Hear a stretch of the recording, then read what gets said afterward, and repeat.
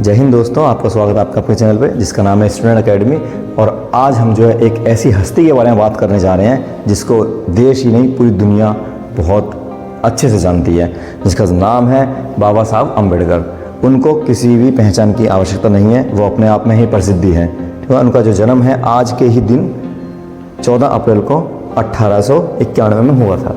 ठीक है, तो जो अम्बेडकर साहब हैं इनके बारे में अगर हम बात करें तो इनके जो बचपन से ही इनने जो बहुत संघर्ष देखा है और संघर्ष देखते देखते इन्होंने पूरा जीवन अपने समाज के लिए निकाल दिया। लोगों की मिथ धारणा है कि इन्होंने सिर्फ दलित समाज के लिए काम करा, लेकिन जो कि ऐसा नहीं है। करा है उन्होंने, दलित समाज के लिए भी काम करा है, लेकिन उन्होंने समाज के किसी भी हिस्से को नहीं छोड़ा। उन्होंने समाज के सभी हिस्से के साथ काम करा है, उसमें चाहे मजदूर हो, चाहे महिलाएँ हों, बच्चे हों, कोई भी हो, उसके अंदर सभी के लिए उन्होंने काम करा है। तो आइए उनके बारे में छोटी सी बातें कुछ जानते हैं जो हमें जाननी चाहिए, और हमें पता होना चाहिए कि हमारे देश में ऐसे ऐसे महानायक पैदा हुए हैं जिन्होंने बहुत बड़े बड़े काम करे।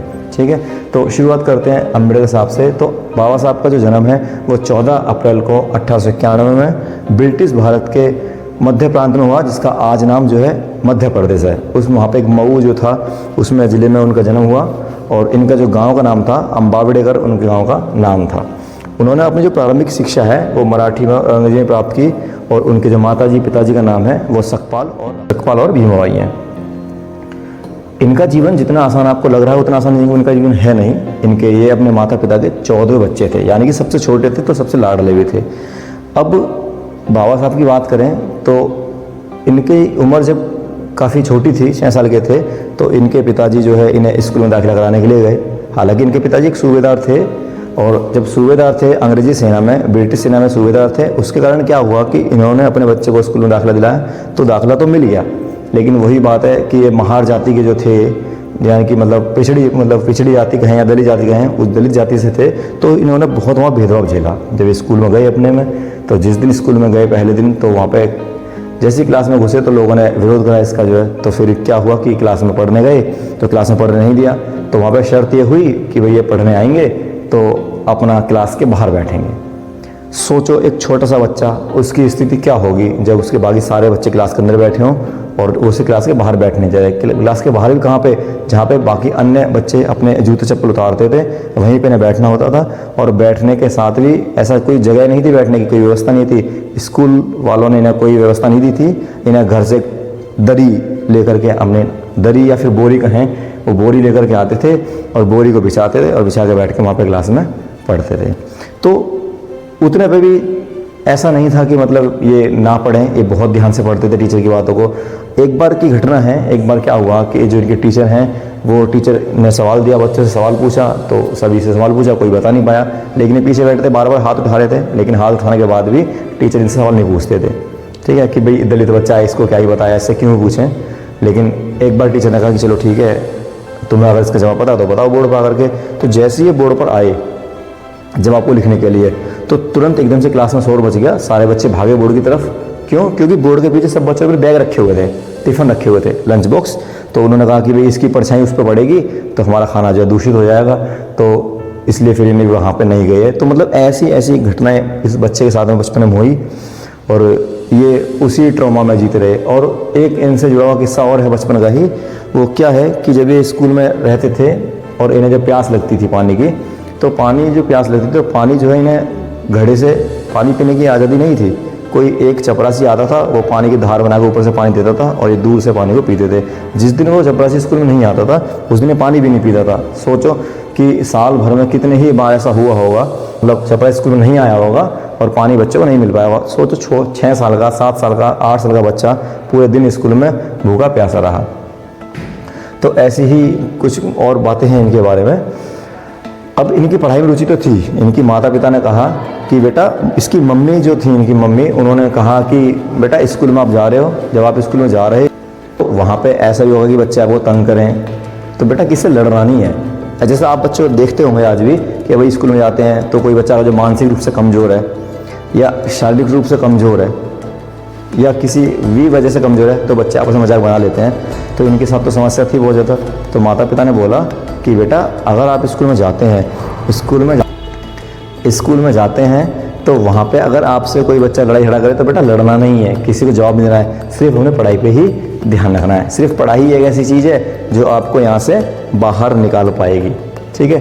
तो ऐसा ही हुआ, बेचारे पढ़ते थे, किसी में कोई मतलब खास मतलब था नहीं, तो इस तरीके से इनका जीवन जो है संघर्ष भरा रहा। तो इनके मतलब जीवन में बहुत लोगों का योगदान रहे, जिसमें से इसकी मतलब माता जी हैं उनका बहुत योगदान रहा, पिताजी का रहा, और इनके एक गुरु थे। वो गुरु इनके इतने अच्छे थे कि उन्होंने स्कूल में देखा कि इनके नाम से जो है ना, नाम का जो सरनेम होता है उससे काफ़ी भेदभाव होता है, तो लोग इनके नाम से जज करते हैं चीज़ों को। तो उन्होंने अपना नाम जो है इनको अम्बेडकर नाम इन्होंने दिया। उसी दिन से जो है इनका नाम अम्बेडकर होने लगा। इनके जो शिक्षक थे वो शिक्षक कृष्ण केशव अम्बेडकर थे, तो उन्होंने अपना नाम इनके सरनेम में दिया। उस दिन से हम इनको जो है भीमराव अम्बेडकर कहते हैं। इनके बचपन का नाम भीमा था, ये जो नाम है इनका बचपन का नाम क्या था, भीमा था। 7 नवंबर को 1900 में ये इन्होंने जो अपनी हाई स्कूल की शिक्षा के लिए किसी अन्य स्कूल में पढ़ने के लिए चले गए, तो वहाँ से इन्होंने अपनी आगे की हायर स्टडीज़ शुरू की। तो इनका जीवन इतना ही आसान नहीं था, संघर्ष से भरा हुआ जीवन था। आगे देखते हैं। अप्रैल 1906 में अम्बेडकर साहब की शादी कर दी गई। उस समय शादियों का चलन था कि मतलब बहुत कम आयु में शादियां कर दी जाती थी, अभी ऐसा नहीं है भाई। ये बाद में तो समाज सुधारक हमारे यहाँ पे हुए, जैसे ज्योतिबा फुले हुए, तो उन्होंने जो है शादियों को मतलब कि बाल विवाह रोकने की प्रथा जैसी कृतियों पे काम करा। लेकिन उस समय शादियां हो जाया करती थी, तो इनकी शादी हो गई, तभी 5वीं क्लास में अंग्रेजी में पढ़ते थे। और 7 नवंबर को जिस दिन पहली बार अपने विद्यालय में गए थे पढ़ने के लिए, महाराष्ट्र में तो रहते ही थे वहाँ पे, तो जब महाराष्ट्र में पहले पढ़ने के लिए गए तो वहाँ पे उसी दिन उसको बोलते हैं विद्यार्थी दिवस, मतलब जो स्टूडेंट्स डे है उसको बोला जाता है उसी दिन। एक इनके गुरु थे ये कैलुस्कर, उन्होंने अपनी एक बुक जो उन्होंने खुद लिखी थी उनके ऊपर, गौतम बुद्ध के ऊपर, तो गौतम बुद्ध के ऊपर जो उन्होंने बुक लिखी थी वो बुक उन्होंने उस बच्चे को भेंट करी, और उस बुक को उन्होंने पढ़ा, और उस बुक ने इनके दिमाग पर इतना गहरा असर डाला कि उस दिन से इनकी जो थोड़ा सा झुकाव जो हो गया वो बौद्ध धर्म की ओर हो गया, और गौतम बुद्ध के जीवन से बड़े इंस्पायर हुए। 1897 में अम्बेडकर का परिवार मुंबई चला गया, जहाँ इन्होंने एल्फिंस्टन रोड पर स्थित एक शासकीय हाई स्कूल से आगे की शिक्षा प्राप्त करी। मतलब पढ़ने में इतने मेधावी थे, मतलब इनके पूरे कुनबे खानदान में, यानी कि इनके पूरे क्षेत्र में जो है कक्षा 4 किसी ने पास नहीं करी थी। कक्षा 4 पास करने वाले पहले बच्चे हुए, और 4 ही का इन्होंने फिर बहुत आगे पढ़ाई करी। इतनी पढ़ाई करी कि उतनी पढ़ाई उस समय पर किसी ने नहीं करी, और ना ही मुझे लगता कि आगे कभी कोई कर पाएगा। तो जब इन्होंने कक्षा 4 पास करी तो एक जश्न का माहौल था पूरे गांव में, बढ़िया से ढोल वोल बजा के इन्होंने अपनी पूरी व्यवस्था करी गई। इनके पिताजी संगीत के बड़े शौकीन थे, कभी कभी बच्चों को कहानियाँ सुनाया करते थे, बड़े बड़े लोगों की बातें बताया करते थे जो इनकी जाति धर्म में हुआ करते थे। ये इनके गुरु हैं जिन्होंने इनके जीवन को एक नई दिशा दी। आगे चलते हैं अगली स्लाइड पर। नेक्स्ट देखते हैं क्या है इनके बारे में, कि एक एल्फिंस्टन कॉलेज में प्रवेश किया जो मुंबई हाई स्कूल था, जहाँ पे इन्होंने शिक्षा प्राप्त करी। अपने समुदाय में से पहले व्यक्ति थे जो मैं आपको बता चुका हूँ। और 1912 में उन्होंने जो है एक बीए की डिग्री क्लियर करी, बीए की डिग्री प्राप्त करी। फिर 1913 में 22 वर्ष की आयु में संयुक्त अमेरिका चले गए। जब ये अमेरिका गए तो ऐसा तो है नहीं कि कोई बच्चा अमेरिका चला जाएगा, तो जो इनके गुरु थे, इनके गुरु एक रजवाड़े, पहले क्या था हमारे देश में ऐसी व्यवस्था नहीं थी जैसी आज व्यवस्था है। पहले छोटे छोटे प्रांत हुआ करते थे, वहाँ के अपने अपने राजा हुआ करते थे, छोटे छोटे रजवाड़े हुआ करते थे। तो जो इनके गुरुजी थे वो गायकवाड़ तृतीय, जो बड़ौदा में है, एक राज घराना है, वहाँ पर इन्हें लेके गए। और ले जाने के बाद में तो जो गायकवाड़ तृतीय जो था बड़ौदा में राजघराना, वहाँ पर लेके गए तो उन्होंने शर्त रखी। उन्होंने कहा कि भाई ठीक है, हम बच्चे को स्कॉलर तो देंगे, लेकिन जब भी बच्चा बाहर से शिक्षा करके आएगा तो हमारे यहाँ पे जो मतलब सिविल सर्विस जो मतलब सेना अध्यक्ष होते हैं उनको यहाँ पे आके हमारे यहाँ पे सर्विस देनी पड़ेगी, मतलब जॉब करनी पड़ेगी। ऐसा कहना उनका था कि वहाँ से तो आप पढ़ लिख के तो आ जाओ, हम आपको स्कॉलर तो देंगे, पैसा तो देंगे आपको पढ़ाने के लिए, लेकिन जब आप लौट के आओगे तो बदले आपको यहीं काम करना पड़ेगा। और इस बात पे राजी भी हो गए कि चलो ठीक है, काम तो करना ही है। तो चले गए और ये अपना अमेरिका में रहे और वहाँ पढ़े, और फिर वहाँ पे इकोनॉमिक्स में पीएचडी की डिग्रियाँ बहुत प्राप्त की इनके पास। 4 तो पीएचडी की डिग्री है, जो आदमी एक नहीं कर पाता आज, उस समय इन्होंने 4 डिग्रियाँ पीएचडी की, 3 तो है ही है, एक चौथी भी इन्होंने पीएचडी डिग्री फार्म में कर ली थी। टोटल 32 डिग्रियाँ इनके पास में थी। तो मतलब पढ़ने में तो इनकी बेहद रुचि थी। इन्होंने 21 घंटे रोज पढ़ाई करी। ये चाहते थे कि बस एक ही तरीका पढ़ने का जिससे हम पढ़ करके चीज़ों को बदल सकते हैं। ठीक है, नेक्स्ट देखते हैं।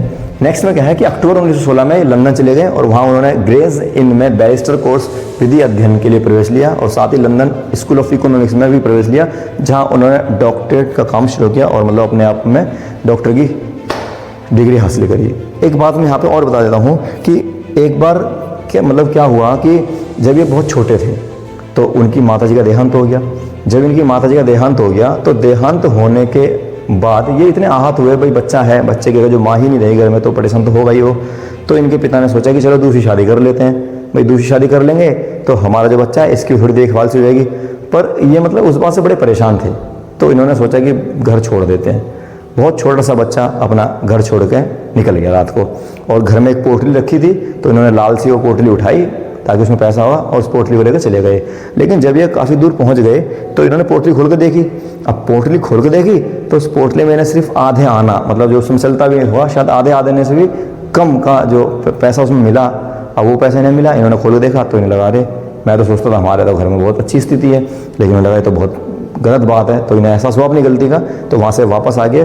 फिर ये उनका जो है पढ़ाई में मन लग गया। एक ऐसा पहलू है, बस मैं बता रहा हूँ। और वहीं बात और है कि ये जो लंदन है, लंदन स्कूल ऑफ इकोनॉमिक्स है, इस लंदन स्कूल ऑफ इकोनॉमिक्स के अंदर जो लाइब्रेरी है, इस लाइब्रेरी में सिर्फ एक ही प्रतिमा है, पूरे के पूरे लंदन में। हालांकि वहाँ पे इतनी प्रतिमा स्टैचू का यूज़ नहीं करते हैं, जो चला नहीं है, लेकिन लाइब्रेरी के अंदर एक प्रतिमा है, और वो भी किसकी है? बाबा साहब अम्बेडकर की है।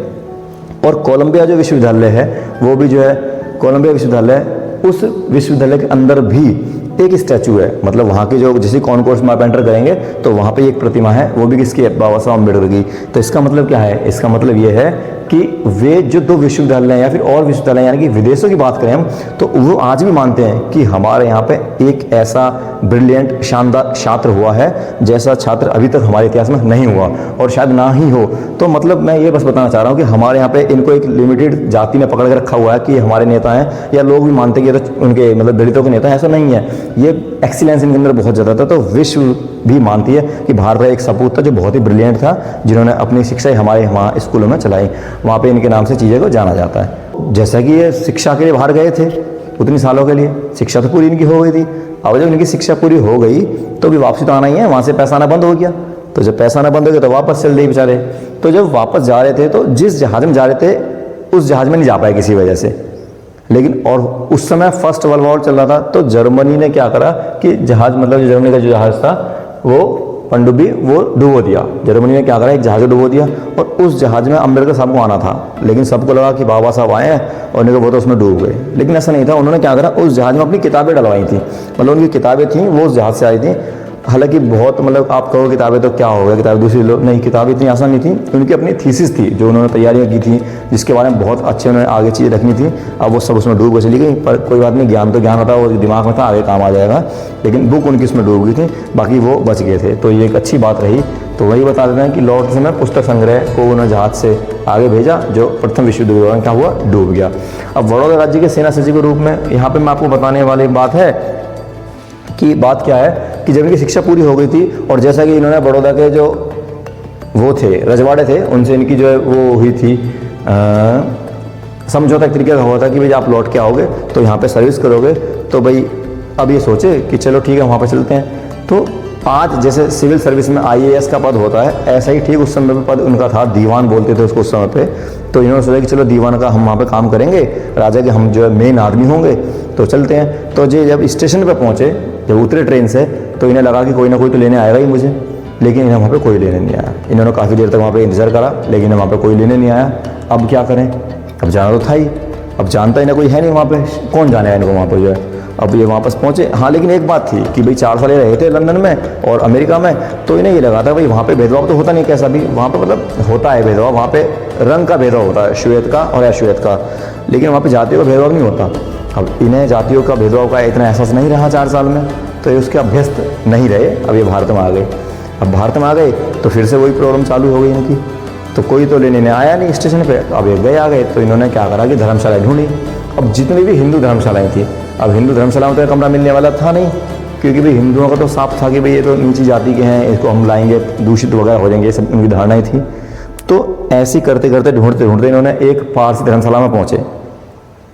अब पारसी धर्मशाला में पहुँचे तो वो धर्मशाला भी ऐसी थी, बिल्कुल टूटी वूटी पड़ी थी, अंदर से फर्नीचर यही बेकार पड़े थे। तो उन्होंने इनको कहा रहने के लिए, तो इन्होंने कहा कि भाई ऐसा ऐसा बात है, मुझे कमरा चाहिए। तो वो बहुत आपस में अनुनय विनय करने के बाद में वो लोग राजी हो गया, क्योंकि वो खाली पड़ी थी बहुत दिनों से, उसमें कोई आ ही नहीं रहा था। उन्होंने कहा चलो भाई तुम रह लो। तो इन्होंने कहा कि पर एक बात है, तुम जो रहोगे तो अपना कुछ नाम पारसी नाम बताना, अपना जो नाम है असली नाम वो मत बताना। तो इन्होंने अपना कोई पारसी नाम बताया और बता करके इन्होंने जो होटल है या धर्मशाला है उसमें इन्होंने रहना शुरू कर दिया। लेकिन क्या हुआ कि पता नहीं बात कैसे पता लगी लोगों को, अगले दिन लोग लाठी वाठी लेकर के जो वहाँ पे घेराव कर लिया। अब आए अंदर जो है कि ये निकालो बाहर इस बंदे को, ये बंदा कौन है। तो उन्होंने कहा कि भाई ऐसे ऐसे बात है। तो उन्होंने कहा कि तुम्हें पता है कि तुम जो है इस जाति के, तो तुम हमारे यहाँ पे आए क्यों।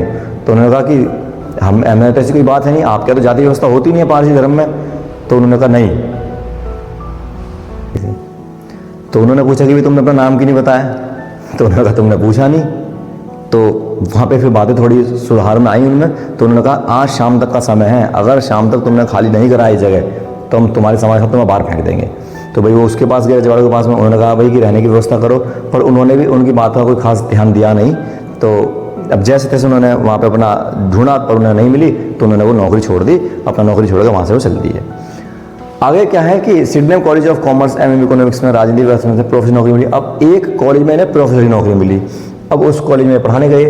1921 में इन्होंने विज्ञान में डीएससी की एमएससी की डिग्रियाँ प्राप्त करी थी। तो कॉलेज की बात ही बताता हूँ आपको जो है। तो जब ये कॉलेज में पढ़ाने गए, तो जैसे ही कॉलेज में पढ़ाने गए, मतलब ये देखो मतलब लोगों की क्या माइंड सेट है, मतलब इतना एक्सीलेंस आदमी, इतना ब्रिलियंट आदमी जिसको सब कुछ पता है, मतलब उससे ब्रिलियंट कोई था ही नहीं उस समय पे भारत में, उनको भी कितना संघर्ष करना पड़ रहा है। लोगों की कैसी मानसिकता है कि मतलब उस आदमी को भी अपनी जाति के कारण जो है चीज़ों से बचना पड़ रहा है। अब वो जब कॉलेज में पहुँचे, प्रोफेसर थे कॉलेज में, तो पढ़ाने गए। तो जैसे ही क्लास में पढ़ाने के लिए गए बच्चों को वो, तो जब क्लास में बच्चों को पढ़ा रहे थे तो बच्चों ने एकदम से विरोध कर दिया कि ये दलित है मास्टर, हम इससे नहीं पढ़ेंगे, ये है वो है। तो फिर उनके प्रिंसिपल ने समझाया कि एक काम करो कि 1-2 बार पढ़ के देख लो हमारे कहने से, उसके बाद ठीक लगेगा तो ठीक है, नहीं तो कोई बात नहीं है। अब बच्चे जब पढ़ने बैठे, अब भाई इतना ज्ञान है इनको, इन्होंने इतने प्यार से उसे पढ़ाया, इतने बेहतरीन तरीके से पढ़ाया कि सारे बच्चे इनके दीवाने हो गए, फ़ैन हो गए कि भाई हम तो इनसे ही पढ़ेंगे। फिर उन्होंने वहाँ से पढ़ाना शुरू किया और वो कॉलेज में बच्चों को पढ़ाते रहे। 1922 में उन्होंने ग्रेज इन में बैरिस्टर लॉ की डिग्री प्रदान की। ब्रिटिश में बैरिस्टर के रूप में प्रवेश किया। 23 में उन्होंने अर्थशास्त्र में डीएससी की डिग्री प्राप्त की। उनकी तीसरी और चौथी डायरेक्टरेट ये एलएलडी कोलंबिया विश्वविद्यालय से 1952 में और 53 में इन्हें कुछ सम्मानित, ये उस्मानिया विश्वविद्यालय है, वहाँ से इन्हें कुछ सम्मानित किया गया। मतलब कहने का ये कि इन्होंने इतनी किताबें पढ़ी जिनके बारे में बात ही नहीं कर सकते। एक राइटर थे इनके समकालीन, उन राइटर का कहना था कि 1930 में, नहीं शायद 1938 में एक बार वो इनके घर गए, बाबा साहब के घर गए, एक लेखक थे, वो बताते हैं एक बात को। वो इनकी जो बुक है ना अपनी आत्मकथा, इनकी बुक की बात करें तो वेटिंग फॉर ए वीज़ा इनकी खुद ऑटोबायोग्राफी जो इन्होंने खुद लिखी है, उसमें वो जिक्र करते हैं कि वो जो आए थे यहाँ पे तो उन्होंने बताया कि भाई मैं बाबा साहब के जब कमरे में गया तो मैं उनकी किताबें गिनने लगा, और जब किताबें गिनते रहे तो उन्होंने किताबें गिनी कि लगभग इनके पास उस समय पे 8000 बुक थी। मतलब 8000 किताबें ये उस समय पढ़ चुके थे। और कमाल की बात क्या है कि जब इनकी मृत्यु हुई 1956 में, 56 में इनकी जब मृत्यु हुई उस दौरान तक इनके पास में 35,000 बुक्स थी। सोचो आदमी ने कितनी बुक्स पढ़ी, और 11 भाषाओं का ना ज्ञान था, 11 भाषाओं को ये बहुत अच्छे से जानते थे। और उस समय इन्होंने अपने 2 अखबार निकाले, मतलब अखबार तो इन्होंने काफ़ी निकाले, 4-5 निकाले, लेकिन जो सबसे ज़्यादा जो इनका अखबार था इसका नाम था मूक नायक, मतलब जिसमें आदमी बोलते ना हो, बिना बोलने वाला नायक। और इनकी जो आत्मकथा है वेटिंग फॉर ए वीज़ा मैं आपको बता ही चुका हूँ। और 1920 में आप अखबार जो था इनका मूक नायक वो भी आपको बता दिया है। दलित अधिकारों की रक्षा के लिए उन्होंने मूक नायक, बहिष्कृत भारत, समता, प्रबुद्ध भारत और जनता जैसी 5 पत्रिका निकाली। मतलब इन्होंने 5 पत्रिका निकाली, जिसमें सबसे जो जानी मानी पत्रिका है वो कौन सी है, वो है मूक नायक।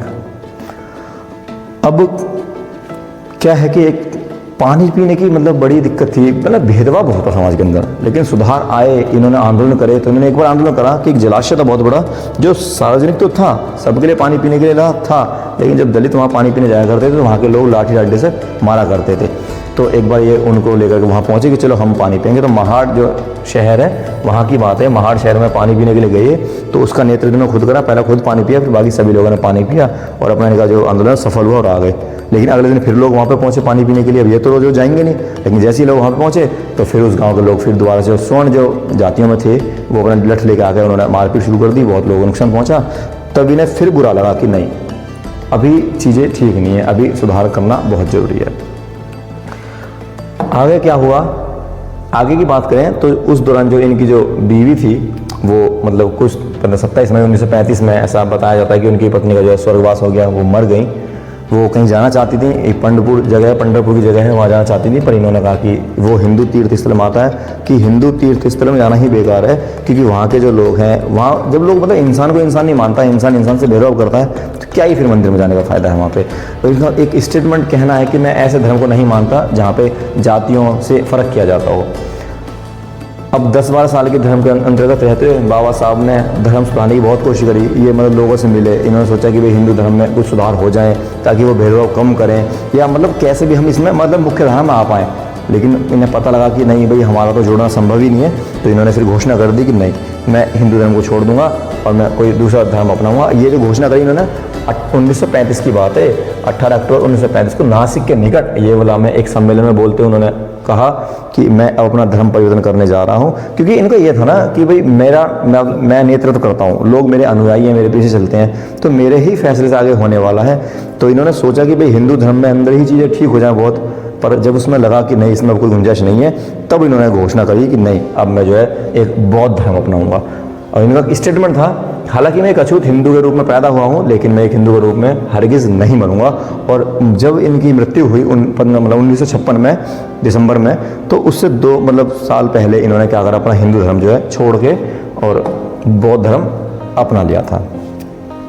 आगे बात करते हैं 19 अगस्त 1947 को अम्बेडकर को स्वतंत्र भारत के नए संविधान की रचना के लिए बनी संविधान समिति के अध्यक्ष के पद पर नियुक्त किया गया। यहाँ से बात करें, मतलब बाबा साहब को अम्बेडकर कहीं नाम आए और संविधान नाम ना आए, ऐसा तो हो ही नहीं सकता। बचपन की घटना है इनकी, मैं फिर आपको छोटा सा किस्सा याद दिलाता हूँ। उसमें क्या था कि ये जब स्कूल के लिए जा रहे थे, तो जब इनके साथ वहाँ पे स्कूल में बड़ा भेदभाव होता था कि मम्मी पानी नहीं दे रहे हैं वहाँ पे स्कूल में, मुझे अलग बिठाते हैं। तो इन्होंने अपनी मम्मी से पूछा कि मम्मी ऐसा क्यों करते हैं हमारे साथ में, मुझे अलग बिठाते हैं, जबकि मैं पढ़ने जाता हूँ सभी बच्चों की तरह, और बच्चे अंदर बैठते हैं, मैं बाहर बैठता हूँ, सभी वैसे पानी पीते हैं, मैं वैसा पानी पीता हूँ। तो इन्होंने कहा, इसकी मम्मी ने इन्हें समझाया कि बेटा हम छोटे लोग हैं, वो बड़े लोग हैं। तो क्या लगे छोटे लोग हैं मतलब कैसे, कह रहे नहीं, वो कोई किताब है, वो बच्चे ने पूछा कि कहाँ लिखा है ऐसा कि हम छोटे हैं वो बड़े हैं। तो उन्होंने कहा कि कोई किताब है, किसी किताब में लिखा है। तो फिर बाबा साहब बोलते हैं कि किताब तो गलत भी हो सकती है। तो उसकी मम्मी बोलती है नहीं, मुझे नहीं पता ज़्यादा बात, बस किताब में लिखा है इतना पता है। तो फिर उस दिन ही बोलते हैं कि माँ, मैं एक ऐसी किताब लिखूंगा जिसमें मैं सबको बराबर कर दूंगा, और वही हुआ।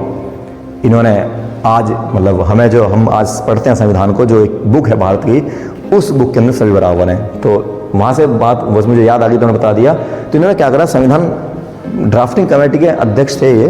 अब ऐसा नहीं कि संविधान सारा इन्होंने लिख दिया, नहीं, लिखा नहीं इन्होंने, ड्राफ्टिंग कमेटी के अध्यक्ष थे। लेकिन संविधान में सबसे बड़ा योगदान, बल्कि संविधान का पिता कहा जाए इन्हें, बल्कि पिता क्या, मैं तो माता भी कहूँगा, संविधान की माता कहा जाए, संविधान का पिता कहा जाए, बाबा साहब को ही कहा जाएगा। इन्होंने ऐसे नहीं कि मुंह उठाया और संविधान बना दिया, इन्होंने संविधान बनाने से पहले इन्होंने सारे के सारे जितने भी देश थे उस समय पे, सभी देशों के संविधान को पढ़ा, बड़े अच्छे से एनालाइज करा। मतलब ऐसा तकरीबन बताया था कि 60 देशों के संविधानों को इन्होंने ध्यान से पढ़ा, उसके बाद इन्होंने अपना संविधान बनाया। यानी कि सभी संविधानों का निचोड़ इन्होंने एक निचोड़ संविधान में लेकर आया, ताकि हमारा संविधान बहुत बेहतरीन है। इन्होंने कहा था कि भाई मेरा संविधान जो है, मैं महसूस करता हूँ कि मैं एक ऐसा संविधान लिख के जा रहा हूँ जो बहुत लचीला होगा, ठीक ठाक होगा। संविधान तो बहुत अच्छा होगा, लेकिन जो इसको चलाते हैं, इसको यूज़ करने वाले इसको किस तरीके से लेते हैं, वो उन पर डिपेंड करता है। पर संविधान बहुत ठीक था, और संविधान हमारा है भी उस समय, संविधान आज भी हमारा ऐसे ही चल रहा है। कुछ इसमें संशोधन हुए हैं, वो तो होते ही हैं। तो ये चीज़ें। अब ड्राफ्टिंग कमेटी में 7 लोग थे। अब 7 लोग थे, सबसे ब्रिलियंट थे, पढ़ लिख के आए थे, इकोनॉमिक्स थी करी हुई थी, इनका कौन बोल पाता। लेकिन जो 7 लोग थे, उनमें से एक लोग मतलब जो है बीमार हो गए उस समय पे, 2 लोग दिल्ली से बाहर थे, एक विदेश से बाहर थे, एक ने अपना छोड़ दिया पद, उनकी जगह पे जो किसी और को ले लिया। तो इस तरीके से करते करते अकेले ही बचे थे ड्राफ्टिंग कमेटी में। तो इन्होंने अपनी ड्राफ्टिंग कमेटी की अध्यक्षता की और उसको बनाया, और ये हमारे संविधान का जो है सबसे फ्रंट पेज है कॉन्स्टिट्यूशन के बारे में। नेक्स्ट हम आगे बात करते हैं, कुछ बातें और हैं।